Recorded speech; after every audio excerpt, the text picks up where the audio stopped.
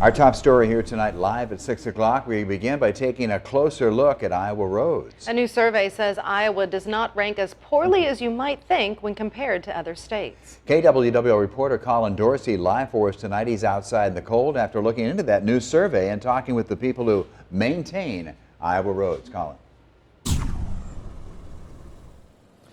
Well, Consumer Affairs ranks Iowa roads as fairly middle of the pack. They got their results from DOT information like how much money is spent per mile on roads, along with how the roads rate in the eyes of the state. Now, I caught up with a county engineer who says they've been working hard to try to get their roads up to par.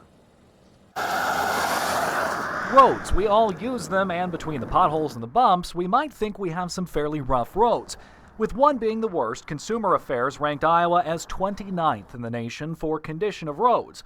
South Carolina, Louisiana, and Hawaii had the worst roads. Wyoming, Kansas, and our neighbors to the north, Minnesota, had the best. We'll get complaints, and the people will be complaining about roads that actually the state will have rated as good shape even.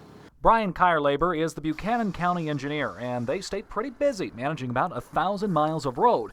It's pretty expensive, too. A paved road tends to cost you about $5,000 to $7,000 per mile per year. Yeah. And the rock roads are closer into the $1,500, $1,800 per mile per year. This map from the Iowa Department of Transportation rates the county's paved roads from very poor to excellent. Many of Buchanan County's roads fare pretty well in the eyes of the state. As for bridges, Kierlaber says those are another story. Iowa ranks low in terms of bridge quality, and it doesn't help they're expensive to replace. I've got a $2.4 million bridge coming up in the future.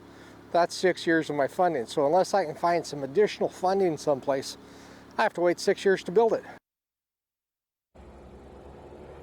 Now, he says they're going to start looking for grant money and other options to help replace some of the county's bridges. Reporting live, Colin Dorsey, News 7, KWWL. Hey, Colin, thanks for the update tonight. By the way, the state of Iowa does not track conditions of gravel roads, since the condition of those roads can change so drastically and so rapidly during the weather conditions.